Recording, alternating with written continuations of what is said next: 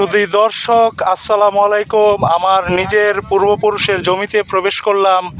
আসলে আমার নাম হচ্ছে আরিফ হোসেন ভূঁইয়া, আমার বাবার নাম আবুল হোসেন ভূঁইয়া, তার বাবার নাম সুরজ ভূঁইয়া, তার বাবার নাম পাণ্ডব আলী ভূঁইয়া, তার বাবার নাম রশিদ ভূঁইয়া। এই রশিদ ভূঁইয়ার আমলে এই সম্পদগুলো আপনার ব্রিটিশদের থেকে আপনারা যে চিরস্থায়ী বন্দোবস্ত জমির, সেই বন্দোবস্তের মাধ্যমে লিজ নেওয়া হয়েছিল। পরবর্তীতে তারা এই জমিগুলোর মালিক হন।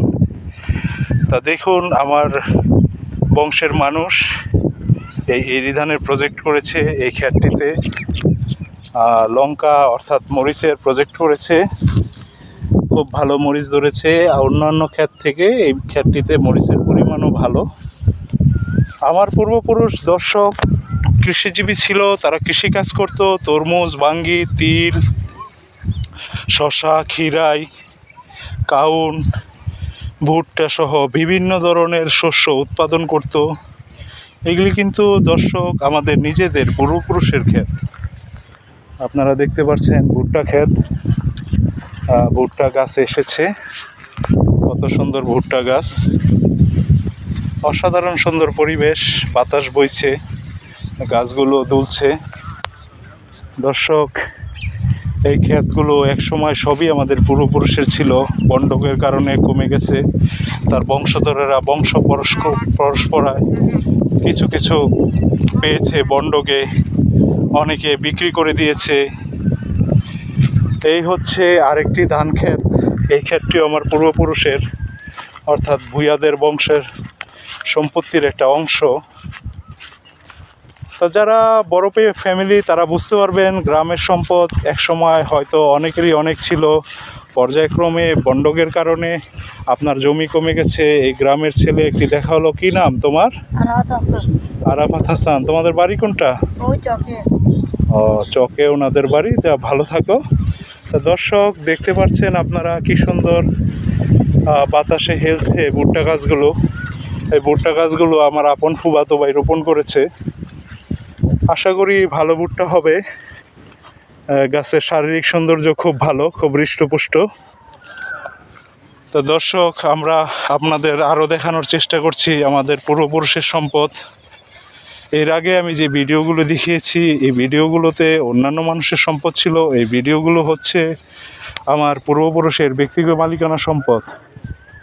এই হচ্ছে তিল ক্ষেত। আপনারা তিল চিনে থাকবেন, আর তিল যারা চিনেন না তাদের বলে থাকি, ঢাকা শহরে অনেক সময় দেখবেন তিলের খাজা বিক্রি করে। ওই তিলের খাজাতে যে তিল দেখি আমরা, এটাই হচ্ছে সেই তিল গাছ। এই গাছে ফুল হয়, এই ফুল থেকে তিল ধরে। তো দর্শক, আমরা আরও সামনে যাওয়ার চেষ্টা করছি। আমরা এই যে সামনে আমার কাজিনরা হাঁটাহাঁটি করছে, আমি পিছনে আছি। তো দর্শক, এই হচ্ছে অবস্থা। সূর্যের অবস্থাটা দেখুন, পূর্ব দিকে হেলে পড়ছে। এই ভুট্টা ক্ষেতগুলো সব আমাদের পূর্বপুরুষের সম্পদ। এই যে আপনারা দেখুন কি পরিমাণ তিল ক্ষেত সহ।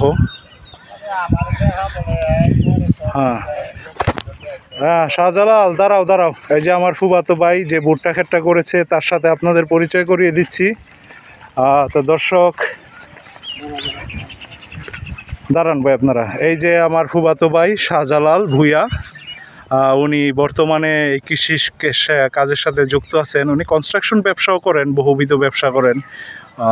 কৃষি বেশ আধুনিক একটা ট্রাক্টরও দেখলাম ওনার আছে।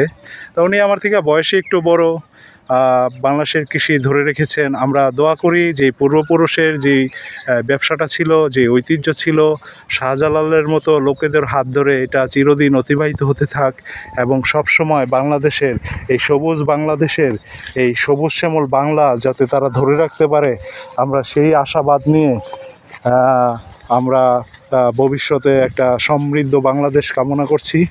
দর্শক, দেখতে পাচ্ছেন ওই যে রাস্তার ওই পাশে, ওইটা হচ্ছে আমাদের বংশের বাড়ি। বাড়িটা প্রায় 4.5 বিঘা। এখানে এখন বহুত বংশধর থাকে, রশিদ ভূঁইয়া, বশির ভূঁইয়ার।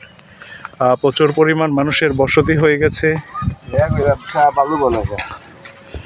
অনেকে কিন্তু এই ক্ষেতগুলোতে জায়গার অভাবে বাড়ি করছে, যার কারণে ক্ষেতের পরিমাণ কিন্তু আস্তে আস্তে ধীরে ধীরে কমছে বাংলাদেশে।